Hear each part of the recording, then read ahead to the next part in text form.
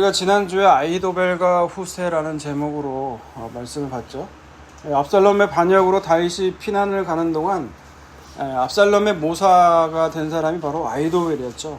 아히도벨이 압살롬에게 한 첫 번째 계략이 뭐였습니까? 다윗의 후궁을 백성들이 보는 대낮에 범하라고 했죠. 이것은 압살롬에게 베푼 그 첫 번째 계략이지만 동시에 어떤 말씀이었죠? 하나님께서 다윗에게 내린 징계가 역시 아히벨의 계략과 같았죠. 그러니까 아히벨의 머리에서 나온 것 같아 보이지만 하나님께서는 자기의 뜻을 이루시더라는 거예요. 또한 동시에 아히도벨이 두 번째 계략으로 바로 다윗을 쫓아가가지고 다윗을 제거하는 계략을 세우지만 말도 안 되는 후세의 계략을 누가 택해요? 압살롬이 택하게 되죠. 예, 그러니까 이런 모든 것 이루어가는 걸 보면 하나님께서 압살롬을 화를 내리시기 위해서 자기의 뜻을 이루기 위해서 후세의 계략을 택한 거라는 거예요. 아무리 무모한 후세의 계략이라 할지라도 하나님 그 마음을 주장하시니까 그렇게 된다는 것이죠. 우리가 이걸 통해 알 수 있는 게 뭐라고 있어요? 사람이 아무리 자기가 수많은 계획을 세워도 오직 하나님의 뜻만이 세워진다는 거예요. 그와 동시에 이 세상에서 지혜롭다고 하는 자들, 바로 후세죠. 예, 아히도벨이죠. 아히도벨. 그런 자들의 지혜를 하나님께서 자기 꾀에 빠지게 만들어서 그 지혜를 결국은 못 쓰게 만드시더라는 거예요. 그렇기 때문에 우리의 위로는 어디에 있냐면 내가 세운 계획, 내 뜻, 내 생각, 이 모든 것들이 안 풀리는 것이 이게 오히려 하나님의 복이라는 거예요, 여러분. 모든 것이 합력하여 하나님은 반드시 뭐를 이루신다? 선을 이루시는 하나님이라는 거예요. 그러니까 모든 걸 합력해서 선을 이룬다니까 사람들이 착각해서 결국 잘 되게 되어 있다라는 건데 그거는 내 중심의 선이 아니에요. 하나님 입장에서 선이에요. 하나님 입장에서 선은 뭐예요? 좋은 게 뭐예요? 예수 그리스도예요. 예수 그리스도. 하나님께 좋은 거. 예. 모든 것이 합력하여 그렇게 선을 이루시는 하나님이시라는 거죠. 자, 이제 그렇게 후세의 계략에 따라서 압살롬은 다윗의 군대와 전투를 벌이게 되죠. 그리고 이 전투에서 결국 누가 죽습니까? 압살롬이 요압에 의해 죽임을 당하게 돼요. 오늘 본문은 이제 그 이후에 벌어진 상황을 말을 하고 있거든요. 자, 오늘 본문 1절 들어가기 전에 먼저 사무엘하 18장 31절에서 33절을 먼저 보고 갈게요. 사무엘하 18장 31절에서 33절 읽습니다. 시작. 그 사람이 이르러 말하되 내 주와 함께 하릴 후식이 있나이다. 여호와께서 오늘 왕을 대적하던 모든 것을 갚으셨나이다 하니 왕이 구스 사람에게 묻되 젊은 압살롬은 잘 있느냐. 구스 사람이 대답하되 내 주 왕의 원수가 일어나서 왕을 대적하는 자들은 다 그 청년과 같이 되기를 원하나이다 하니 왕의 마음이 심히 아파 문 위층으로 올라가서 우니라. 그가 올라갈 때에 말하기를 내 아들 압살롬아 내 아들 압살롬아 차라리 내가 너를 대신하여 죽었다면 압살롬 내 아들아 하더라. 네. 구스 사람이 이제 그 압살롬과의 전쟁에서 벌어진 승전 소식을 갖고 오죠. 그리고 압살롬의 죽음도 다윗에게 알려요. 그러자 다윗은 반역한 아들이에요. 그런데 뭐라고 해요? 마음이 심히 아팠다라는 거예요. 그리고 문 위층으로 올라가서 내 아들 압살롬아 이걸 두 번 말을 해요. 차라리 내가 너를 대신해서 죽었다면 내 아들아 하면서 슬퍼하고 있죠. 그리고 이 모습을 이제 요압에게 보고를 하는데 오늘 본문 1절에서 4절을 먼저 볼게요. 어떤 사람이 요압에게 하되 왕이 압살롬을 위하여 울며 슬퍼하시나이다 하니 왕이 그 아들을 위하여 슬퍼한다 하니 그날의 백성들에게 들리되 그날의 승리가 모든 백성에게 슬픔이 된지라. 그날의 백성들이 싸움에 죽여 부끄러워 도망함 같이 가만히 성읍으로 들어가니라. 왕이 그의 얼굴을 가리고 큰 소리로 부르니 부르되 내 아들 압살롬아 내 아들아 하니. 네. 왕이 이제 아들의 죽음에 슬퍼한다는 것이 백성들에게도 알려져요. 분명히 전쟁에서 승리했고 반역을 제압을 했지만 승리를 했으면 기뻐해야 되는데 기뻐하지 못해요. 왜요? 왕이 슬퍼하니까요. 그러니까 한마디로 초상집 분위기가 난 거예요. 그걸 요압이 듣게 됐어요. 그리고 이제 요압이 다윗에게 말을 하죠. 5절에서 7절 봅니다. 요압이 집에 들어가서 왕께 말씀드리되 왕께서 오늘 왕의 생명과 왕의 자녀의 생명과 서척과 비빈들의 생명을 구원한 모든 부하들의 얼굴을 부끄럽게 하시니 이는 왕께서 미워하시는 자는 사랑하시며 사랑하는 자는 미워하시고 오늘 지휘관들과 부하들을 멸시하심을 나타내심이라. 오늘 내가 깨달으니 만일 압살롬이 살고 오늘 우리가 다 죽었다면 왕이 마땅히 여기실 뻔하였나이다. 7절까지요. 이제 곧 일어나 나가 왕의 부하들의 마음을 위로하여 말씀하옵소서. 내가 여호와를 두고 맹세하옵나니 왕이 만일 나가지 아니하시면 오늘 밤에 한 사람도 왕과 함께 머물지 아니할지라. 그리하면 그 화가 왕이 젊었을 때부터 지금까지 당하신 모든 화보다 더욱 심하리이다 하니. 네, 지금 요압이 다윗에게 뭐라고 말합니까? 지금 왕이 반역한 아들의 죽음에 슬퍼하는 거는 그 전쟁에서 반역을 한 압살롬을 제압하기 위해서 많은 부하들이 희생했을 거 아니에요. 그 부하들의 희생을 부끄럽게 하는 거라는 거죠. 그리고 왕이 충성을 다하는 부하들은 미워하고 그러한 모습은, 그리고 반역하는 무리를 압살롬을 사랑하는 모습이니 그런 이제 정신 차리라는 거예요. 반역을 제압한 왕의 부하를 위로하라는 거죠. 그렇지 않으면 당신이 지금까지 당한 환난보다 더 무서운 환난은 네가 당할 거라는 거예요. 어떻게 보면 이게 왕에 대한 충성에서 나온 것 같이 보이지 않습니까? 근데 요압이 정말 다윗을 향해서 충성해서 이 말을 했느냐? 사실 아니라는 거죠. 다윗은 이미 반란군과 이제 일전을 앞두고 그 군대 모든 사람에게 얘기를 했어요. 압살롬을 보거든 나를 봐서라도 너 그렇게 대해달라고. 그런데 나무에 걸린 압살롬을 딱 보니까 누가 죽이라고 그래요? 요압이 죽이라고 해요. 근데 모든 왕이 부탁하는 말을 다른 사람도 다 들었거든요. 그러니까 주저주저 하는 거예요. 그런데 어떻게 해요? 요압이 죽여버리죠, 그냥. 근데 이런 장면을 보면 전에 요압이 어떻게 했어요? 요압이 전에는 그 그술로 도망간 압살롬을 직접 예루살렘으로 데리고 돌아오기까지 했어요. 그리고 왕이 만나주지 않으니까 압살롬이 중재해서 다윗과 만남도 주선했단 말이에요. 근데 그런 사람이 어떻게 왕의 마음을 알면서도 압살롬을 죽일 수가 있냐는 거죠. 이걸 어떻게 해석해야 되느냐는 거예요. 이건 그동안 요압이 다윗에게 충성한 게 아니라는 거예요. 요압은 누구에게 충성했냐? 자기 자신에게. 내가 유리한 대로 생각한 대로 판단하고 행동했던 인물이라는 거죠. 첫 번째 생각을 해봐요. 이스라엘에 그때 사울이 죽고 나서 이스보셋을 왕으로 추대한 놈이 누구였죠? 아브넬이었죠. 군대 장관. 이 아브넬을 다윗이 어떻게 해요? 아브넬하고 화친을 맺으면서 얘를 군대 장관 삼으려고 하니까 누가 죽여요? 요압이 죽여버려요. 그리고 또 두 번째 살인은 누구였어요?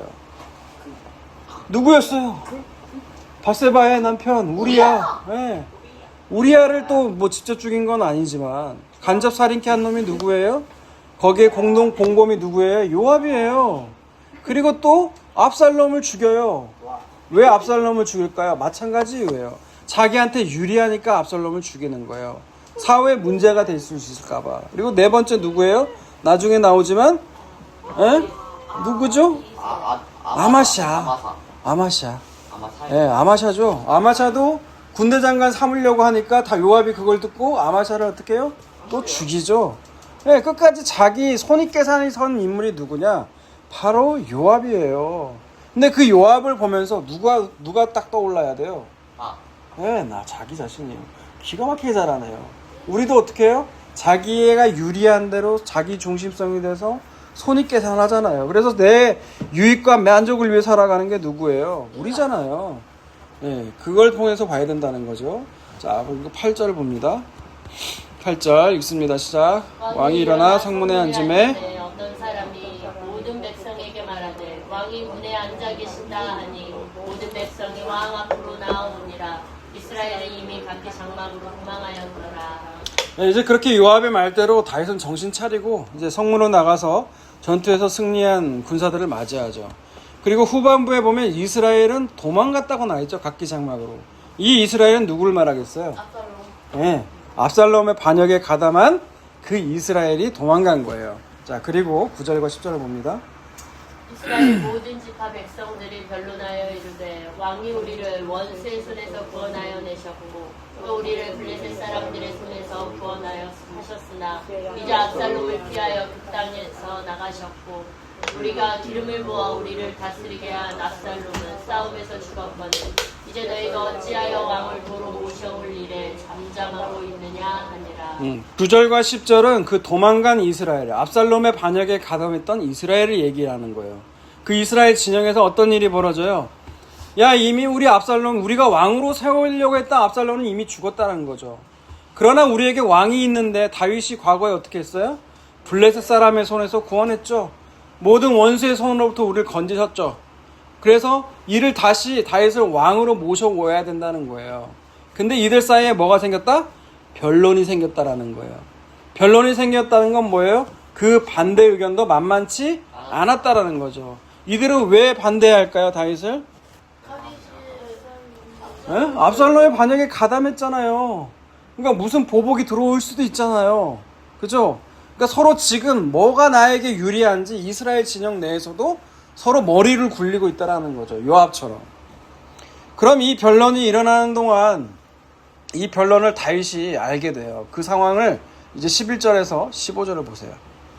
다윗 왕이 사독과 아비아달 두 제사장에게 소식을 전하여 이르되 너희는 유다 장로들에게 말하여 이르기를 왕의 말씀이 온 이스라엘이 왕을 왕궁으로 도로 모셔오자 하는 말이 많게 들렸거늘 너희는 어찌하여 왕을 궁으로 모시는 일에 나중이 되느냐.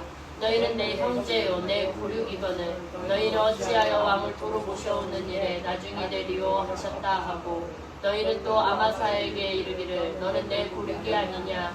네가 요압을 이어서 항상 내 앞에서 지휘관이 되지 아니하면 하나님이 내게 벌 위에 벌을 내리시기를 바라노라 하셨다 하라 하여 모든 유다 사람들의 마음을 하나같이 기울게 하며 왕이 그들이 왕께 전가를 보내어 이르되 당신께서는 모든 부하들과 더불어 돌아오소서 한지라. 왕이 돌아와 요단에 이름에 유다 족속이 왕을 맞아 요단을 건너가게 하려고 길갈로 오니라. 네, 다윗도 이런 모든 상황을 알게 돼요, 모르게 돼요? 알게 되죠. 이스라엘 내에서 변론이 일어났다는 소식을 들어요. 자기를 왕으로 다시 추대하려고 하는 그런 움직임이 있다는 것이 이스라엘 내에 있다는 걸 알게 돼요. 그런데 어떻게 합니까? 그 다음에 액션이 뭐예요? 사독과 아비아들을 통해서 유다 장로에게 쪽지를 보내죠. 지금 반역했던 이스라엘도 다시 나를 왕으로 모시려고 하는데 너희가 우리 남이냐는 거예요. 내 형제 고륙이지 않느냐는 거예요. 고륙이 너희들이 가만히 있으면 그게 말이 되겠냐는 거예요. 또 압살롬의 군대 장관이었던 아마사한테는 뭐라고 그래요? 너는 내 고륙이지 않냐, 내 친척이지 않느냐, 내 누나의 동생이지 않느냐, 아들이지 않느냐 하면서 내가 요압을 이어서 네가 군사령을 삼겠다고 얘기하죠. 여러분 이게 무슨 행동입니까? 이게 무슨 액션이에요? 분명히 압살롬을 피해서 도망 다닐 때 사독과 아비아달이 언약궤 메어가자 그러면 사람들이 당신을 쫓을 것이다 라고 했던 그 사독과 아비아달에게 뭐라고 그래요? 하나님의 언약궤가 나를 다시 이쪽으로 오면 난 좋은 거고 아니 그렇게 안 해도 하나님이 좋으실 대로 행하셔도 나는 괜찮다라고 말했던 다윗 아니에요? 하나님의 주권에 대해서 고백했던 다윗 아닙니까? 그렇잖아요. 그런데 그런 다윗이 지금 뒤로 뭐 하는 짓을 하는 거예요? 협작질을 하는 거예요. 쉽게 얘기해서. 협작질이 뭐예요? 지금 자기에게 상황이 유리하게 돌아가니까 뒤로 유다 지파를 자극하는 거예요. 이 일에 네가 가만히 있으면 되겠냐는 거예요. 지금 이스라엘도 나를 왕으로 모셔오려고 하는데 지금 유다 지파 너희들이 가만히 있으면 되겠냐는 거예요. 원래 하나님의 주권을 정말 믿는다면 어떻게 해야 될까요? 이런 짓 벌일까요? 안 벌려요. 하나님께서 정말 언약궤가 이끄시는 대로 나를 이끄신다면 내가 다시 왕궁으로 오겠지만 그렇지 않으면 어쩔 수 없다라는 그 믿음을 고백했다면 이러한 상황이 벌어져도 어떻게 해야 돼요? 묵묵히 하나님의 인도를 기다려야죠. 안 그런가요? 근데 여러분의 표정을 보면 맹한 것 같아요. 네. 안 그렇죠. 근데 이 일이요, 결국 나중에 솔로몬 사후에 물론 남북이 분열되지만 이런 일들은 서로 간에 뭐라고 해야 될까요? 서로 나뉘는 분열이 되는 단초를 제공한 게 이 사건이에요. 네. 자, 먼저 이 일의 결과를 먼저 보자고요. 쭉 건너뛰어서 40절에서 43절을 보세요.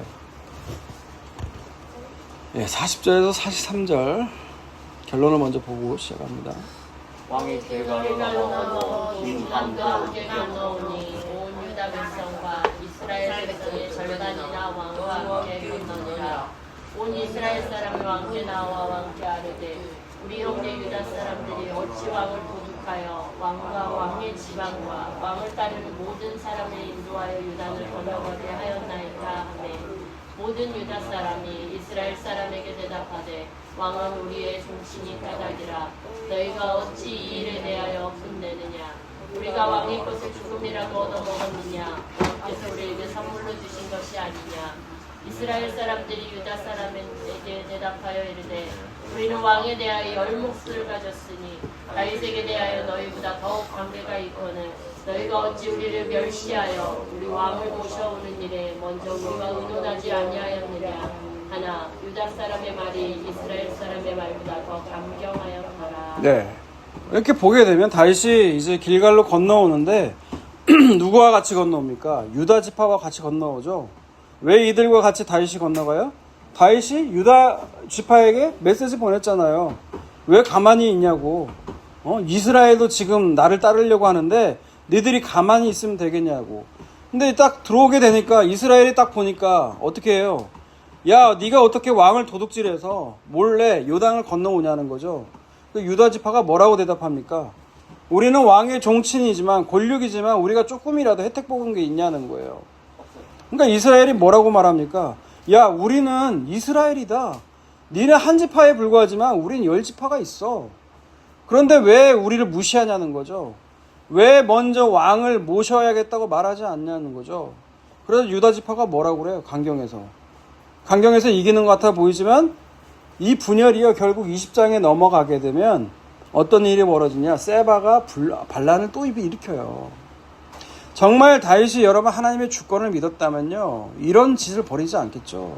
압살롬의 반역을 피해 도망 다닐 때 그때는 언약궤에 대한 주권, 언약궤가 이끄시는 대로 가겠다라고 분명히 고백했던 다윗은 그 고백은 다윗 자신이 한 게 아니라는 거예요. 결론이 누가 한 거라는 거예요? 다윗을 붙들고 계셨고 다윗에게 기름 부으셨던 하나님께서 그를 붙들고 계셨기 때문에 그로부터 그런 고백이 나온 것이지 다윗이 한 거 아니라는 거예요.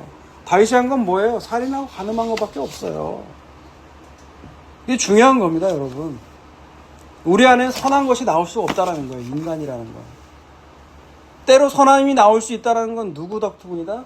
그 하나님께서 붙들어 주셨기 때문에 그 안에 성령께서 계시기 때문에 나온 것일 뿐이라는 거예요. 자, 그러면 이제 그 중간에 있는 장면들이 또 재밌거든요. 이제 다윗은 이렇게 왕으로 돌아오지만 그 중간에 왕이 오기를 기다리는 사람들이 있어요. 그 기다리는 사람들의 모습을 먼저 보자는 거죠. 자, 먼저 네 인물이 등장하게 되는데 시므이와 시바 그리고 무비보셋 바르실레예요. 자, 먼저 시므이를 볼게요. 시므이와 시바를 16절에서 23절입니다.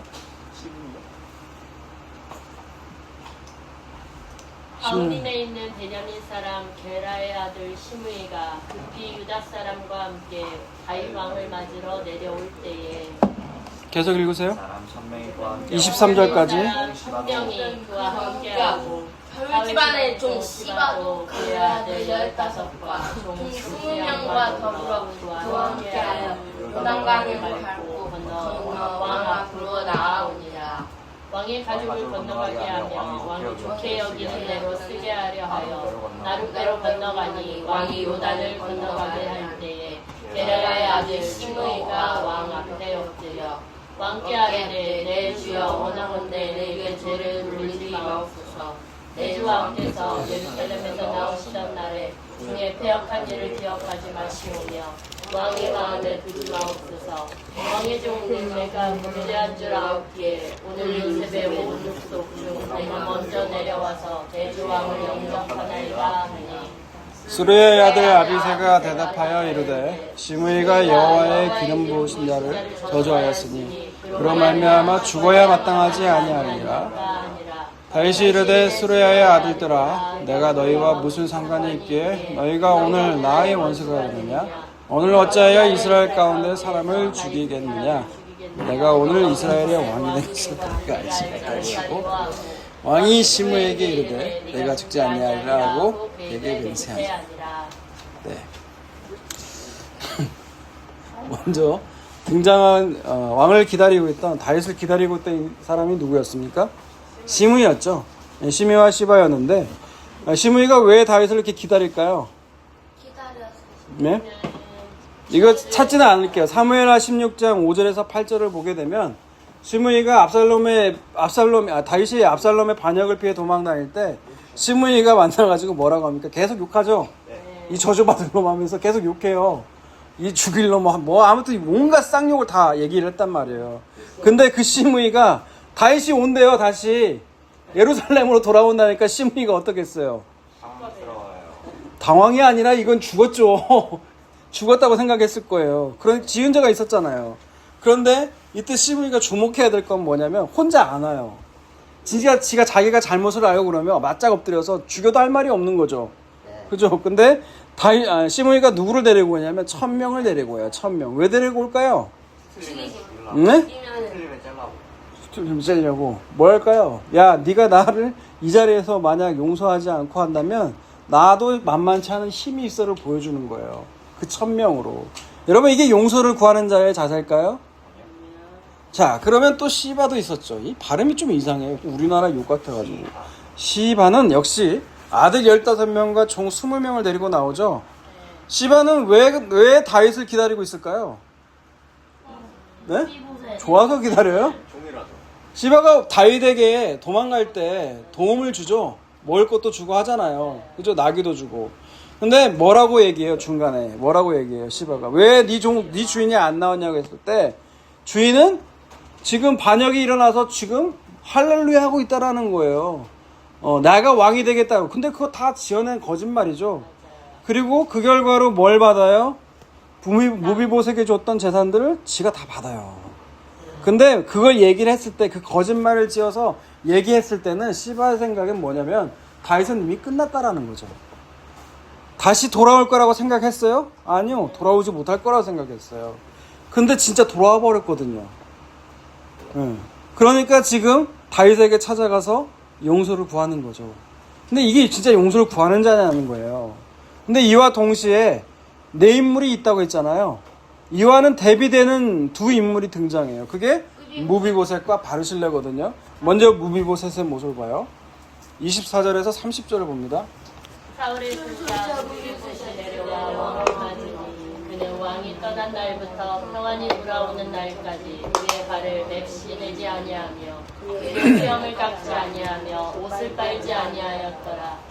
예루살렘에서 와서 왕을 맞을 때에 왕이 그에게 물어 이르되 무비보셋이여 네가 어찌하여 나와 함께 가지 아니하였더냐 하니 대답하되 내 주 왕이여 왕의 종인 나는 다리를 절므로 내 나귀에 앉아 지워 그 위에 타고 왕과 함께 가려 하였더니 내 종이 나를 속이고 종인 나를 내 주 왕께 모함하였나이다. 내 주 왕께서는 하나님의 사자와 같으시니 왕의 처분대로 하옵소서. 네, 30절까지. 내 아버지의 온 집이 내 주 왕 앞에서는 다만 죽을 사람이 되지 아니하였나이까. 그러나 종을 왕의 상에서 음식 먹는 자 가운데 두셨사오니 내게 아직 무슨 공의가 있어서 다시 왕께 부르짖을 수 있사오리까 아니라. 왕이 그에게 이르되 네가 어찌하여 또 네 일을 말하느냐. 내가 이르노니 너는 시바와 바르실라노라 하니 무비보셋이 왕께 아뢰되 내 주 왕께서 평안히 왕궁에 돌아오시게 되었으니 그로 그 전부를 차지하게 하옵소서 하니라. 네, 무비보셋이 다윗을 맞이하는데 어떤 모습이었어요? 다윗이 갓날로부터 씻지도 않았대요. 네? 맵시도 내지 않고 옷도 잘 안 입었다는 소리죠. 더럽네요. 수염을 깎지도 않고 옷을 빨지도 않대요. 여러분 이 표현은 뭐냐면 근심과 걱정과 그런 표현이에요.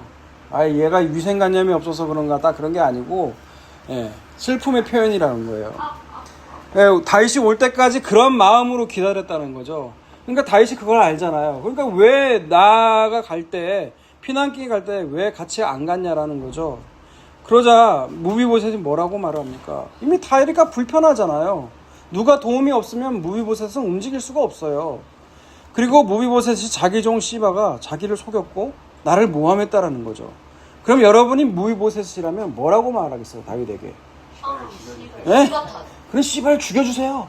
시바가 가져갔던 재산 다 다시 돌려주세요라고 하지 않겠어요? 여러분이면 그렇게 얘기하겠죠. 네. 그러나 무비보셋은 뭐라고 말을 해요? 나는 이미 죽은 자와 같고 내게 무슨 공의가 있냐라는 거예요. 죽은 자와 같다는 건 나는 이미 당신이 나를 죽여도 나는 할 말이 없다라는 거예요. 나는 내게 무슨 잘난 거, 내게 뭐가 따질 게 있어서 당신에게 그런 걸 요구할 수 있겠냐는 거예요. 그러면서 나는 왕이 무사히 돌아온 것만으로도 기쁘다라는 거죠. 그럼에도 불구하고 다윗은 시바와 밭을 나누라고 그래요. 하지만 무비보셋은 뭐라고 말합니까? 그냥 시바 다 주라는 거예요. 욕한 거 아니에요. 그냥 시바 다 주라는 거예요. 이것이 왕을 기다리는 자세라는 거예요, 여러분. 왕이 떠날 때부터 왕이 다시 오기를 기다리면서 뭘 대가를 바라는 게 아니에요.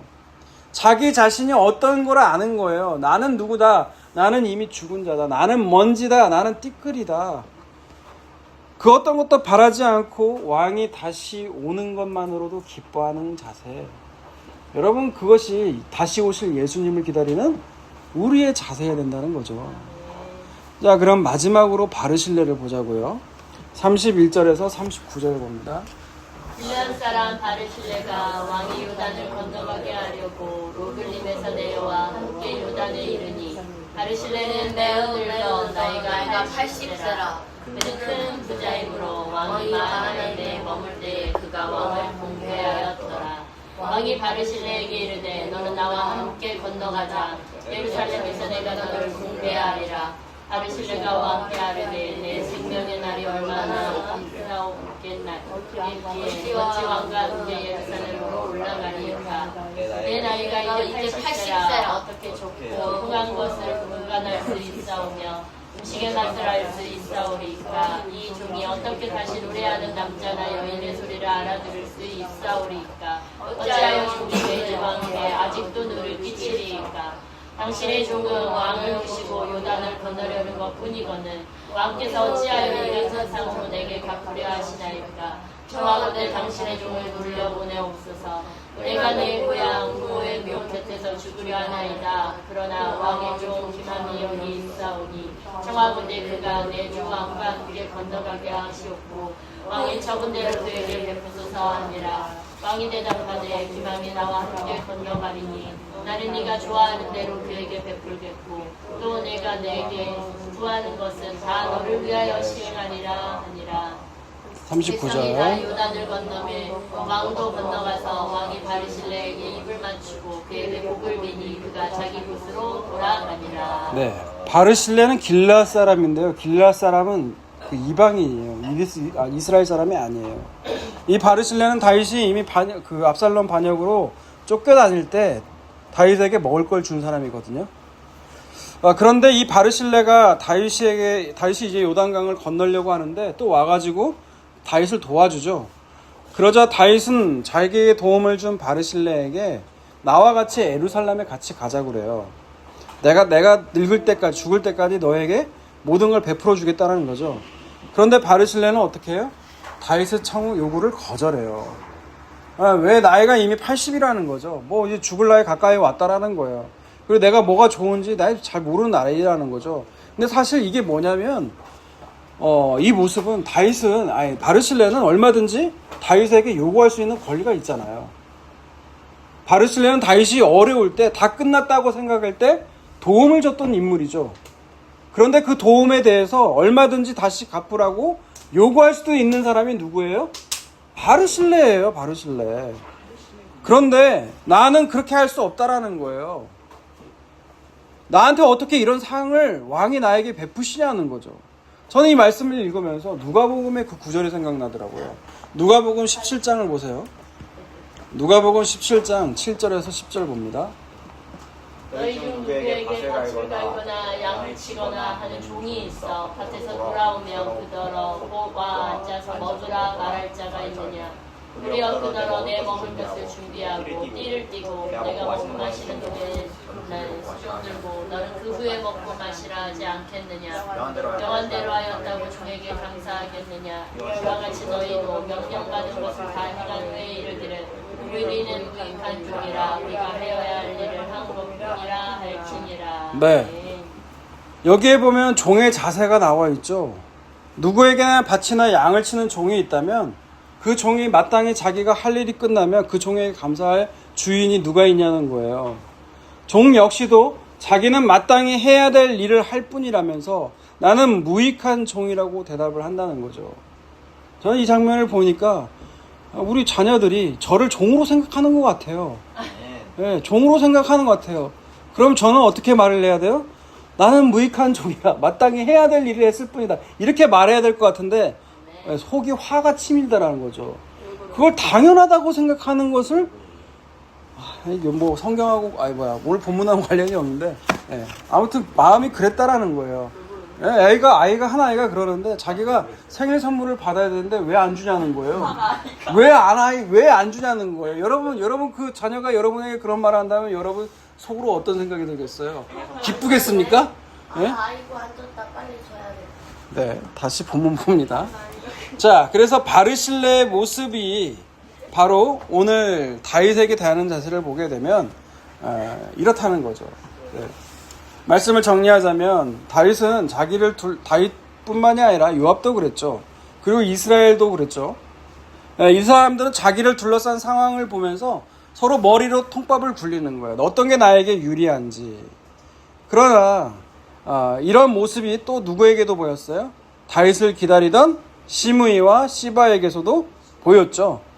그런데 무비보셋과 바르실레는 좀 달랐죠. 자신은 죽은 자와 같으니 아무것도 바라지 않습니다. 나는 왕이 돌아온 것만으로도 감사합니다 했던 무비보셋.